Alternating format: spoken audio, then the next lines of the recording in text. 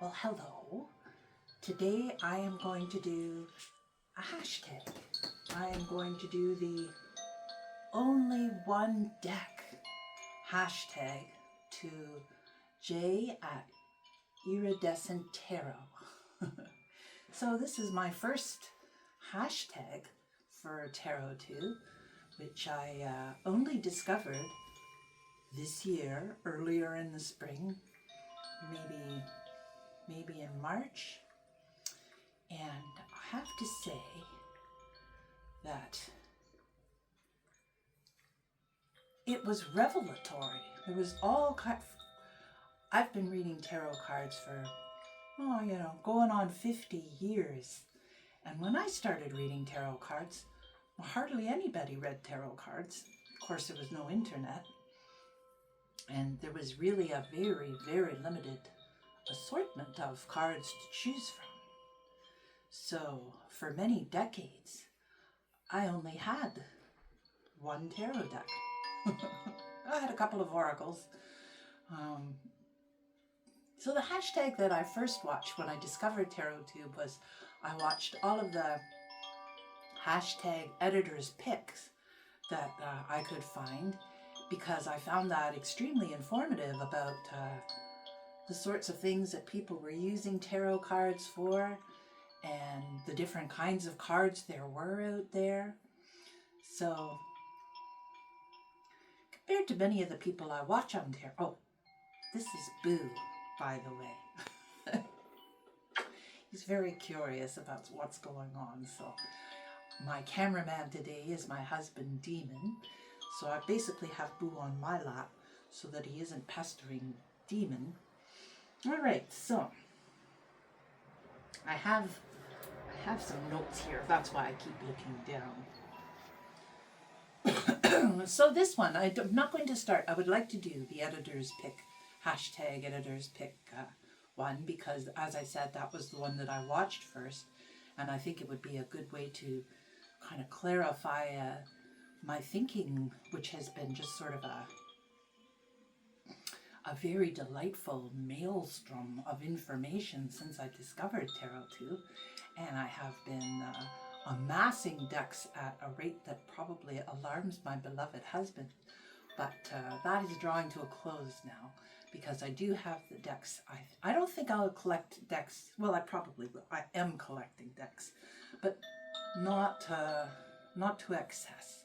But there were ones that I definitely did want, and so each one of the decks that I have, I already had a purpose for them, usually to pair them with each other, an oracle and a tarot, which is what I've been having the most fun with in the, because I had my tarot deck, but I never really thought to use an oracle deck. I guess I was a little bit of a snob. I always kind of considered that oracle decks were somehow lesser than tarot. And now I'm not so sure, but I really do love pairing them. That's a great deal of fun. And I've been doing them, pairing them with not just one oracle, but maybe two, and even two tarot decks sometimes. Much fun. Much more fun than I've had with tarot for a long, long time. But, so there you go. All of the decks that I have are much loved and chosen with great deliberation. But it wasn't difficult to do. It's not going to be difficult to do this only one deck. Well, it is going to be a little bit difficult, but there are really only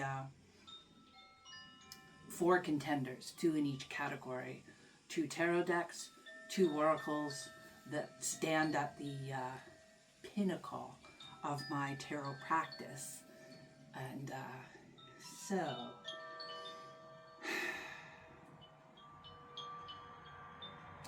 and one more thing before I really get started, and that is kind of a shout out to Highly Sensitive Tarot, because I left a very lengthy comment on, it popped into my newsfeed that her video of being 1 year on TarotTube, and that struck quite a few chords for me about, and then I wrote a big long comment and left that comment on the Highly Sensitive Tarot channel, and posted it, and then saw that the video had been posted 3 years ago. So That was kind of an odd thing.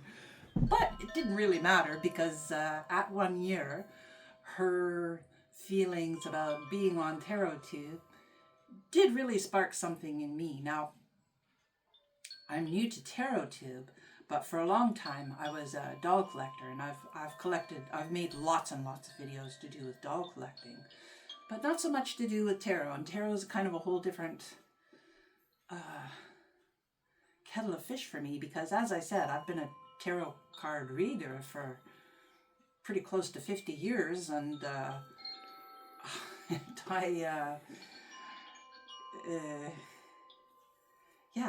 things have changed dramatically since I was a young tarot card reader. Let's just put it that way. So, yeah, the hashtag editor's pick, that's going to take quite a bit more orchestration than this one does. I did make a few points I want to cover, but so one of the things that got brought up when I was leaving the comment for on Highly Sensitive Tarot's channel was Deviant Moon. So my very first tarot deck I got as a young teenager in the world's biggest bookstore in downtown Toronto, which had 5 tarot decks available.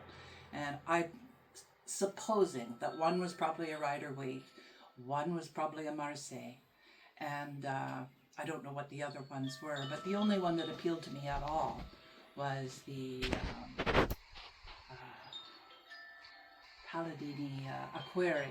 And so I had that Aquarian tarot, and I liked it well enough, but I didn't actually initially start reading tarot cards so much because I wanted to be a tarot card reader, but because I wanted to draw a tarot card deck of my own. And I did have someone teaching me how to read tarot cards who did gift me that deck, and I'm still a little superstitious about that. I like my decks to be given to me by my husband or my daughter, although I pick out the ones I want. And but at that time, any kind of fortune-telling stuff or anything to do with had to be a gift. All magical things had to be gifted to you. Now, fortunately, I was a card-carrying Wiccan back then, so I had all kinds of magical friends, and we would gift each other magical things pretty regularly. But Deviant Moon. So, the Aquarian Tarot was my very good friend, and I learned how to read tarot cards, and I'm not psychic. And I tell people when I read cards for them that I don't have a psychic bone in my body, but I have a great deal of faith in the tarot cards, and I tell the people I read for that, as far as I'm concerned, that's the most important thing about reading tarot cards is the querent's faith in the cards and my faith in the cards. If the querent wants me to read their cards just because they want to see how much I can, see if I'm psychic or not, I tell them right up front. It's like, no, I'm not psychic. So if you're doing this just as an experiment to see how magical the cards are, please don't bother. If you really want an answer to something or some insight into a situation, then don't believe in me, believe in the cards. And then you'll get your answer, not from me, just read the cards from the cards themselves. And the Aquarian Tarot was a brilliant, reliable, good reader, and I read with it for decades until it literally wore out. And then one day, I was on Facebook, so the internet had come into being, and I still didn't do anything. Tarot is kind of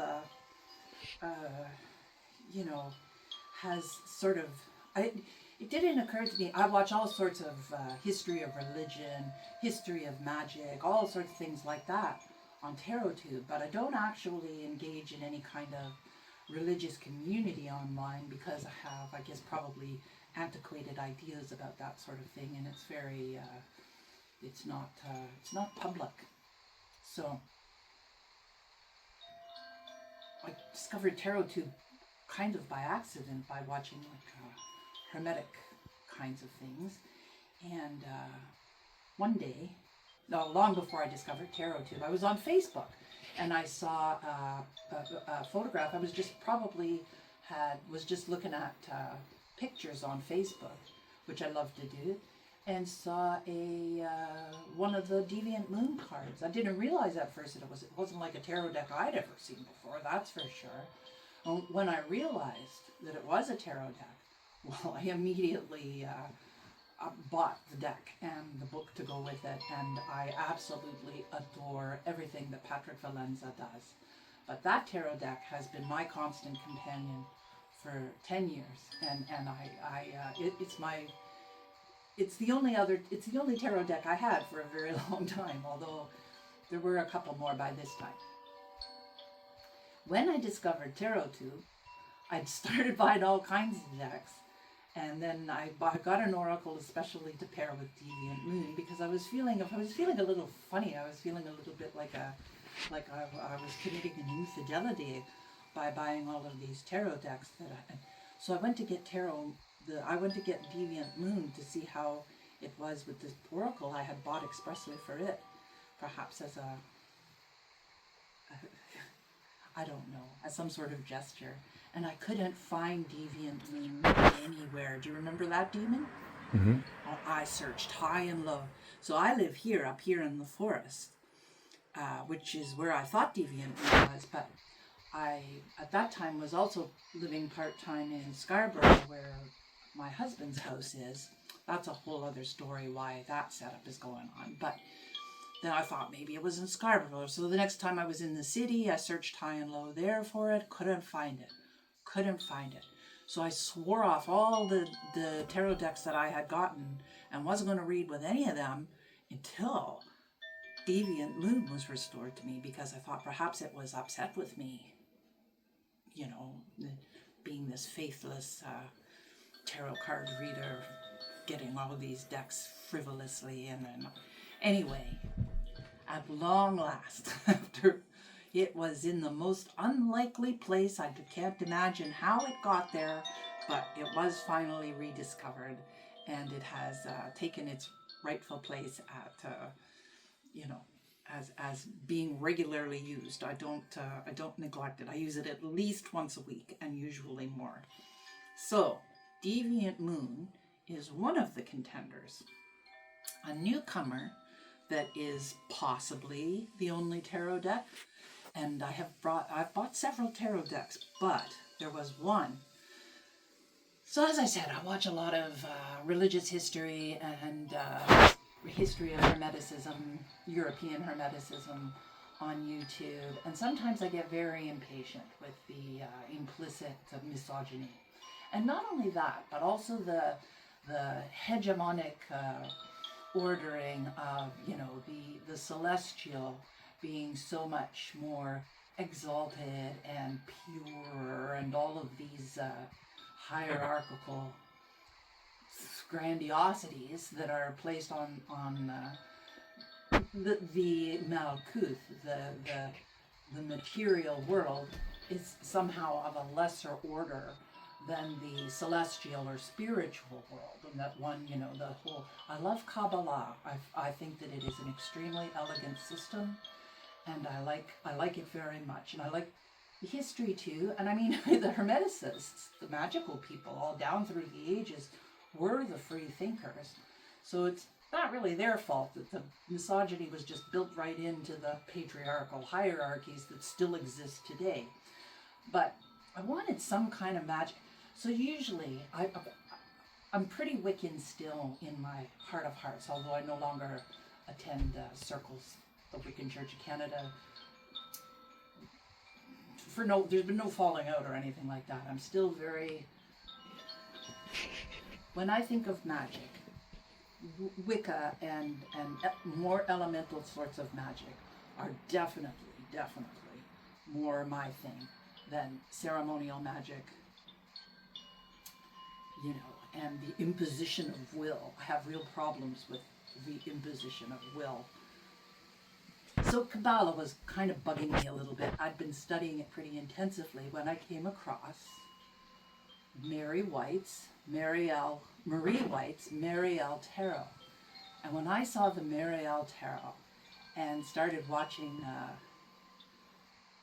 I saw her interviewed on Tarot Maps. I read all of her blog posts from long ago, because this is long ago. The first edition, my husband very kindly bought me at considerable expense, because I had to have those cards, the Hierophant and the High Priestess especially. But I have an unsealed, I have a unopened first edition, and I have the second edition opened, but I still have to learn how to read the Marielle. Sanskrit Blue on YouTube did a very in-depth study of the Marielle, which I have watched and will watch again. But until I feel that I have mastered the Marielle, mastered isn't, until I feel that the Marielle is that we are good friends, not mastered. Forget I said that. I'm sorry I said that. When the Marielle and I are good friends, then I'll open that first edition and use it occasionally. But that will be a very private. I won't use the Marielle for anybody but myself, and that will be a very private thing. I'm only mentioning it here because it too. So the only two contenders for only one tarot deck are Marie White's Marielle Tarot and Patrick Valenza's Deviant Moon, and that is a hard choice. Is a hard choice. So I'll leave it there for now.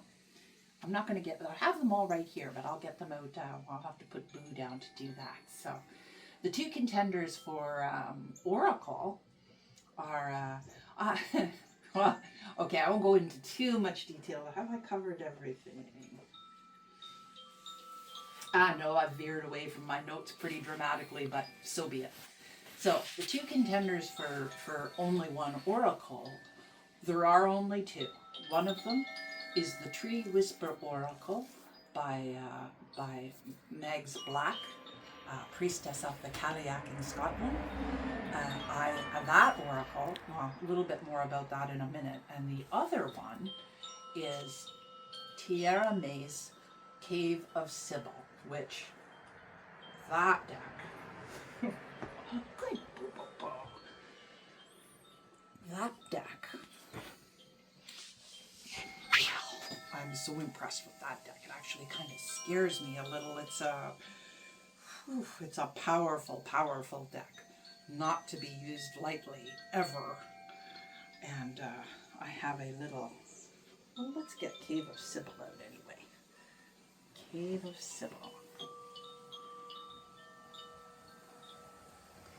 by Tiera May. Cave of Sybil. This is actually Demon's little lion. It's made out of hematite, but I keep it on the Cave of Sybil because I think the Cave of Sybil likes it, and I need the protection. So there's that. Now, what else have we got under here?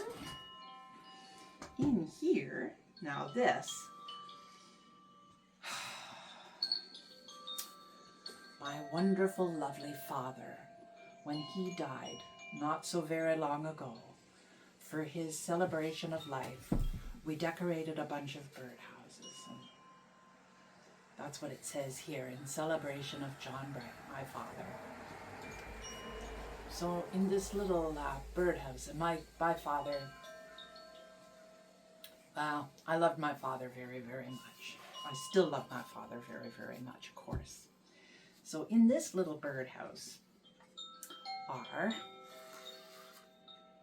the Tree Whisper Oracle, wrapped in one of my father's handkerchiefs, and Deviant Moon. I still have their boxes, but both of the boxes for these fellas are signed by the artists. Oh, so I also have, this isn't a contender, it was just kind of a curiosity I thought I'd maybe mention. So here are the boxes for the Tree Whisper Oracle and Deviant Moon. Meg's Black didn't have, and there's the Marielle, the second edition. I didn't bring the first edition down. Yeah, so this, I've taken them out and put them in the little bags because these boxes, I don't want them to get worn out. Signed by Patrick Valenza. And Meg's Black didn't have, she had one Oracle deck, but it didn't have the box that she had sent them. So she decorated this box and drew all of this and signed her name there. So these two boxes I have in a safe place because I don't want them to get worn out. Oh, I also, of course, have Patrick Valenza's, full-size guide to the Deviant Moon, which I don't need to read anymore, but always do, also signed. But always do, just because I love it so much. Now, I don't know whether to show you. I'm sure you've all seen all of these decks. Maybe not the Tree Whisper Oracle so much. I love the guidebook. And cards. Oh my goodness, these cards. So Marie White, for those of you who don't know, took her 10 years to make this deck, which she did while she was a young mother, and she has 3 children. So while she was raising her young children, well, would it be better if I just put them on the table, Demon, maybe? The background? Yeah, probably. Okay. So we'll only show a few of these while I'm talking about them. She, for 10 years it took her to make this deck. These are all oil paintings, and she's a Kabbalah scholar. So that made a real impression on me. And this is but her interpretation of the Kabbalah is much more elemental than I'm accustomed to seeing. And I am so profoundly grateful for that because I hope we come across we'll have to keep going till we come across an angel, because I really love angels, but I don't, I have a lot of idiosyncratic thinking around these things because I've been a practitioner of magical thinking, shall we say, for many, many years. And I'm also, a total, the best chariot card ever, anywhere. I love the Marielle. I think that when I saw the Marielle, the first thing I thought was, this is the last tarot deck I'll ever need. Now, that didn't turn out to be true. Well, it is the last tarot deck I'll ever need. It is, but there certainly are many that I want. The Hermit, also, best Hermit card ever. I could not possibly be more impressed with this deck than I am. Okay, let's find an angel. Oh, the Death card. Oh my God. The Tower. But because I'm relatively new to amassing all of these, okay, I'm going to just pick this up and find an angel card. Okay, there's one. Look at that. It's the aces that are angels. And that's the eagle, how in the world card of the 4, Matthew, Mark, Luke, and John, and the angels in the corner. This is her interpretation, which I find the elemental power that she gives to the Kabbalistic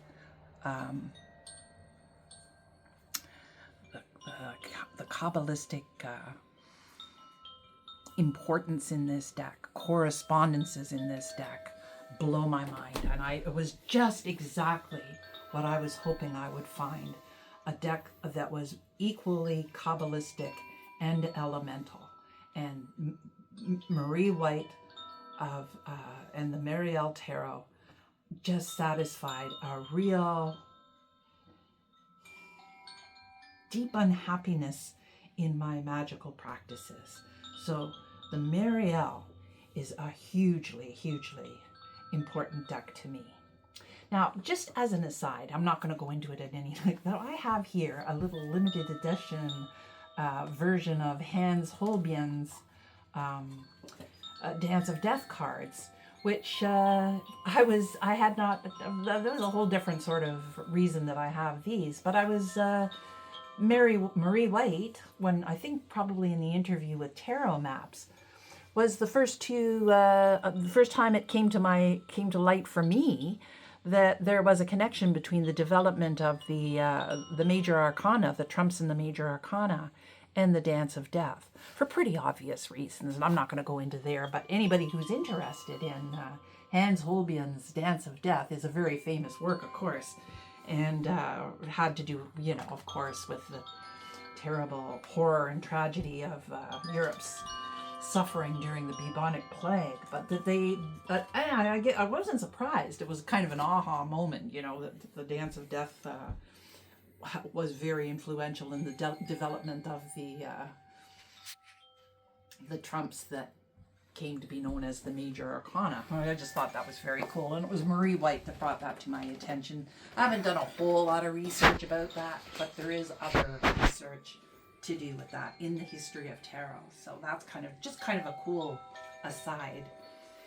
Now for oracles. All right, let's put Mariel back. Yeah, so this deck, I haven't really immersed myself. Before I actually got the deck, I did immerse myself in the study of it, and then we got I already had the second edition, but after studying it in depth for a shortish period of time, my husband got me the first edition, and I've made a real commitment to the Mariel. But right now, I'm still kind of giddy with amassing decks for other sort of applications. Ancestor work, shadow work, inner child work, all these sorts of, the idea of having decks expressly for these things is kind of intoxicating. We're going to leave Cave of Sybil for last because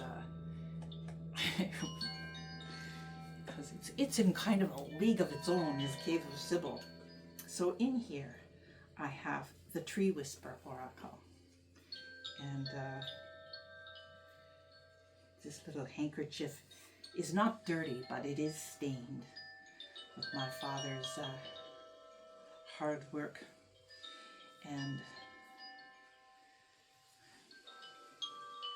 my father really loved trees too, as do I. When I do ancestor work, it isn't people I think of, it's trees. Trees as my ancestors.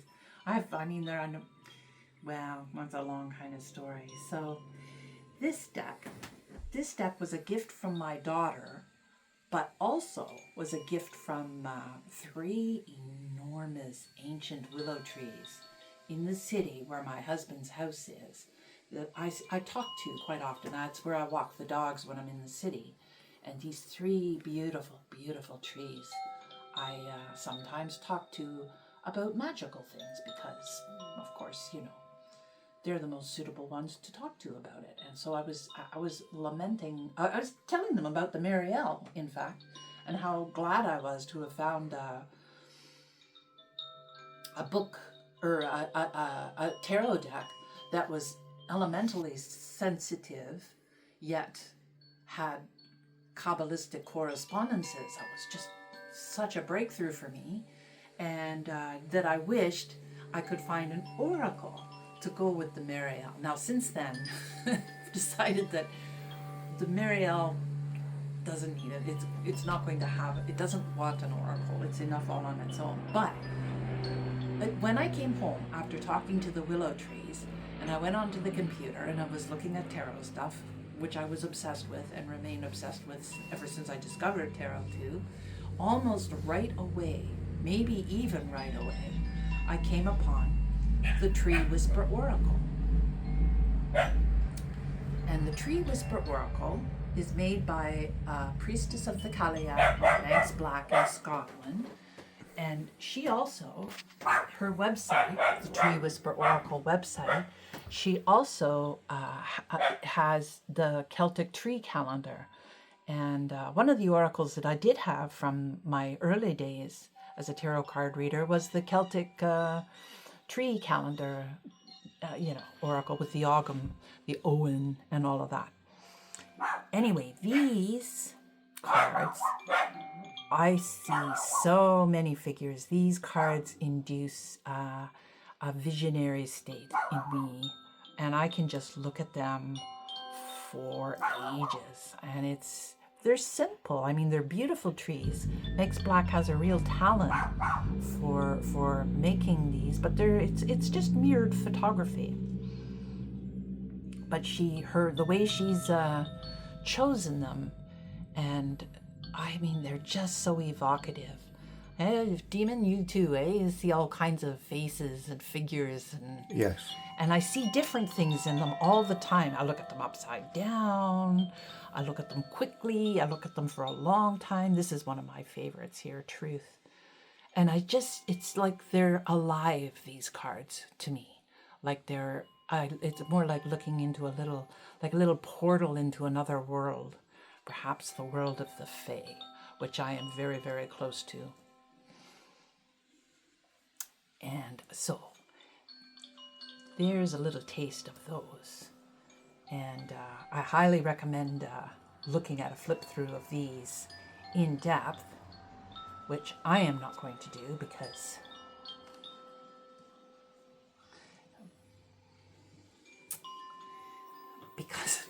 I can just get lost in the cards and we'll just start kind of babbling probably. So for the time being, if you want to see a flip through of those, I would go and find one with somebody who can remain coherent, because these cards simply put me into a visionary state, and I'm no good to anybody but perhaps the Fae. So, Deviant Moon. Will I even bother flipping through them at all? Maybe very, very briefly. I think I've probably said everything pertinent about the Deviant Moon. Is my good friend, my good and faithful friend, who has been. And another interesting thing that I will say about the Deviant Moon was I read cards pretty orthodoxly in accordance with the Rider-Waite meanings, and I still do. I still, read these like this is the Nine of Pentacles, and I still will understand the Nine of Pentacles in the Rider-Waite-Smith canon. But Deviant Moon, all of the archetypes in Deviant Moon very much have their own voice, and there are extra meanings or a different take on the traditional meanings. The Hermit, for example, is quite a bit different in Deviant Moon than it is in other decks, and a lot of the cards are like that. They're not. You could still read this straightforwardly as a Rider-Waite deck, not a clone though, because as I said, the meanings, even in the imagery, are markedly different than just straightforward RWS. However, I love that. I'm so familiar with the meanings of the cards that I really, really appreciate. The Marielle as well. I really, really appreciate decks that kind of have a lot of idiosyncrasies. I like to study. Study is a very favorite pastime of mine. So guidebooks are really important. And that was something else I should have mentioned about the Tree Whisper Oracle. Doesn't have a guidebook at all, nor does it really need it. It's kind of the exception to the rule. But as a rule, I really like comprehensive guidebooks, except when I don't. So this one doesn't need it. And Cave of Sybil doesn't have an exhaustive guidebook, but oh my God, it is so impactful. We'll get to Cave of Sybil. All right, so the Deviant Moon again. If you've never seen the Deviant Moon tarot deck, definitely find a flip through and look at it, because Oh, I can't tell you how relieved I was when I found it. The idea that it might have been lost, just, I was devastated. Devastated. Like it had divorced me or something. All right, now, so we come to Cave of Sybil by Tiera. So I bought this directly from the artist, and I like that. I mean, I don't have I love mass market decks because they're an awful lot more affordable, and they're beautiful too. And very often these independent decks end up being mass market decks. But there really is something about buying something directly from an artist. I'm a visual artist myself, so I'm always kind of the decks. Anything I get directly from an artist has a special weight right off the bat. This deck, Cave of Sybil, kind of like I bought the Tree Whisper Oracle to go with the Marielle, only to discover that neither of them needed each other. The Marielle is kind of a standalone thing.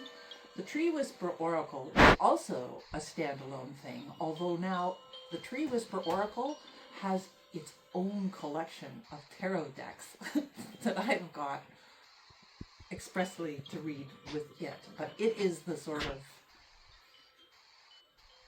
it is the power in those readings. Cave of Sybil, I thought, would be wonderful with Tarot Obscuro, which I am writing at. I love the Tarot Obscuro, and the Cave of Sybil is a very good consort for Tarot Obscuro. However, it too is sort of, and Tarot Obscuro I bought directly from the artist as well. But Cave of Sybil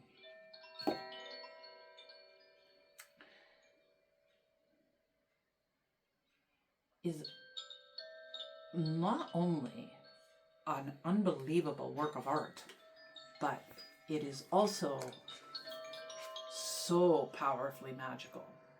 So we have this the spell book by Tiera, and I will just open it at random and read one. Vision. Oh my God, this deck is so scary. Unholy maker, arise, unseen from under the earth, from our deepest hells. This book is the guidebook, and that's it. That's what you get for the card. Cards, I'm not going to show too many, but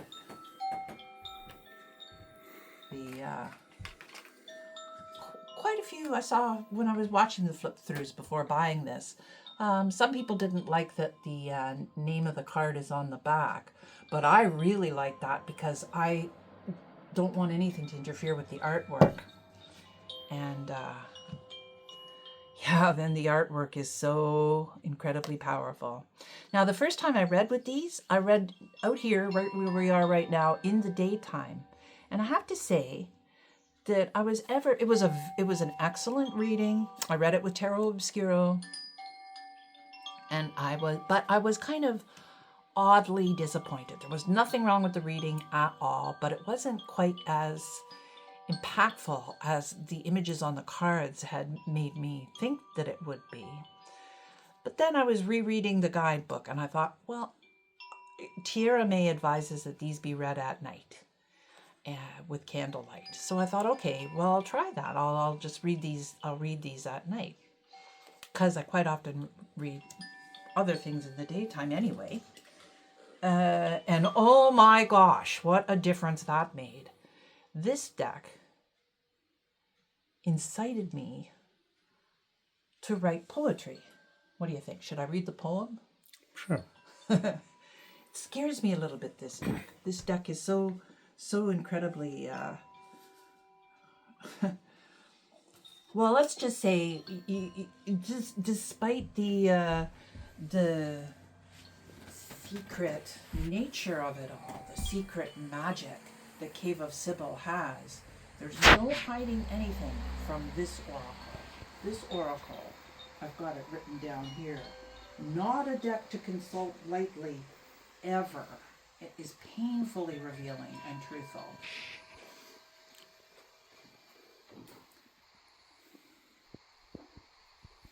I haven't written poetry for years, but this deck actually demanded that I write this poem. I mean, how do you like that? I couldn't believe it. Scritchy, scratchy viscera, blood and stone and broken bone, groaning, smoldering, moldering embers of meat, soft red places in the dark. Deep, hungry womb, temple of the moon, moaning echo chamber beyond trembling lips, stalagmite, stalactite fanged. Cathedral vaulted lungs breathing choirs of air, arterial forests sing blue rivers of blood. Origin rooted deep in secret chambers, the beating heart, holiest of holies.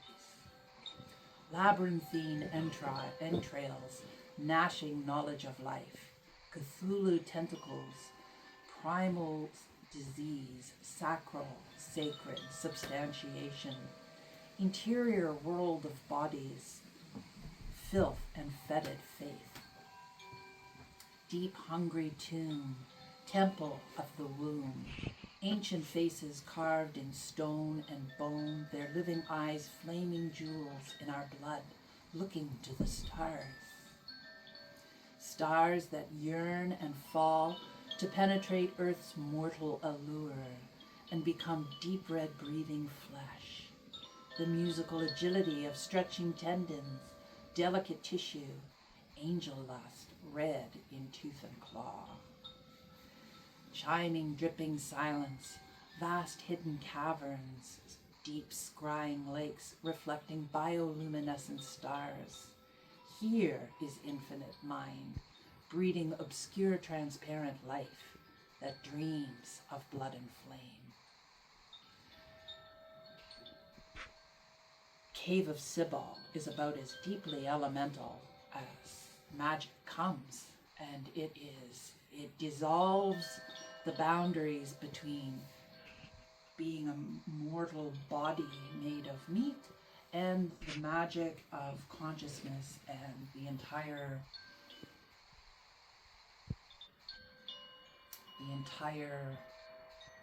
mystery of being alive. And I have to choose now, don't I? So what's it gonna be? Who's going to be the only one? Will it be the powerful, somewhat frightening Cave of Sybil? Or will it be the visionary, fae summoning, tree whisper oracle? My father would have loved this one so much.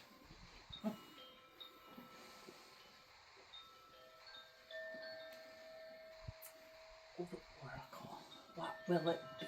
What will it be? Cave of Sybil or Tree Whisper Oracle? What do you think, Demon? Which one should I choose? He's shaking his head. No, he wants no part. Which one would you choose? Cave of Sybil. Cave of Sybil. Cave of Sybil.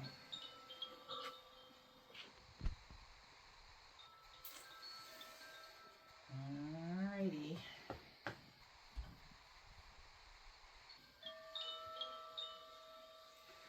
I want to choose the Cave of Sybil because it's so powerful, and I think it's going to be pissed off at me, but I am actually going to choose the Tree Whisper Oracle, because this was also, Cave of Sybil was also a gift from my daughter, I must say.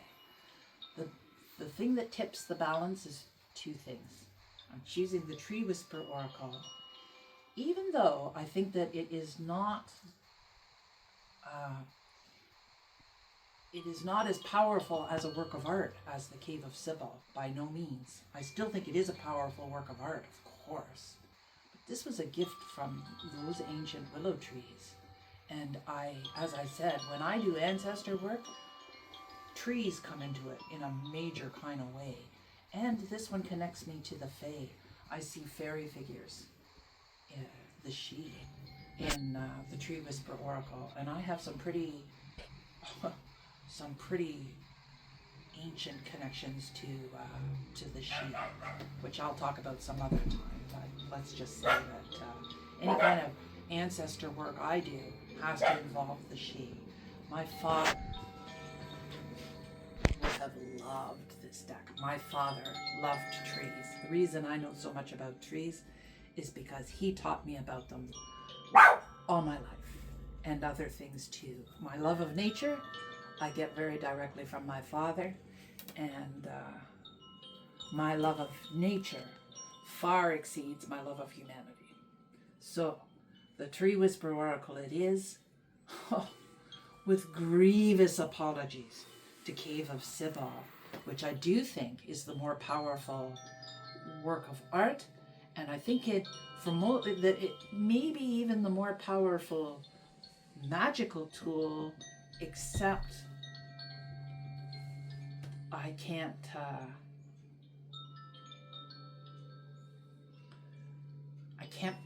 I have to follow my heart, and if I can only have one, it has to be the Tree Whisper Oracle. Now what about the Tarot Demon? Which one do you think I'm going to choose? The Marie White Marial Magnifico, or Patrick Valenza's faithful friend Deviant Moon? Marielle. No, I have to choose Deviant Moon. I betrayed Deviant Moon once. I was unfaithful. I'm so sorry. And here again, I wouldn't say that I think that as for artistic merit, I couldn't choose. This is a masterful artistic accomplishment. Deviant Moon is 100%. It is. Also, the Deviant Moon book, magnificent, wonderful book. I love that book. I would so it comes with the deal. I get the book as well as the deck. Choosing Deviant Moon, the Marielle, I can't choose it because love it as I do. It is not. It would be like leaving my life for the beautiful young secretary. I don't really know the beautiful young secretary well enough yet to do that to my wonderful, faithful wife, who's also very beautiful too. So there you have it. I have to choose. I with much pain, and I'm really glad that this is just a hashtag and I actually get to keep them all. But if I was to only have two, it would have to be the Tree Whisper Oracle by Megs Black and the Deviant Moon Tarot by Patrick Valenza. Well, thank you for bearing with me through this long, convoluted hashtag, and it is a hashtag to J at Iridescent Tarot, and also to highly sensitive, the channel Highly Sensitive Tarot, Julia, I'm pretty sure is the name, for making me decide to do this.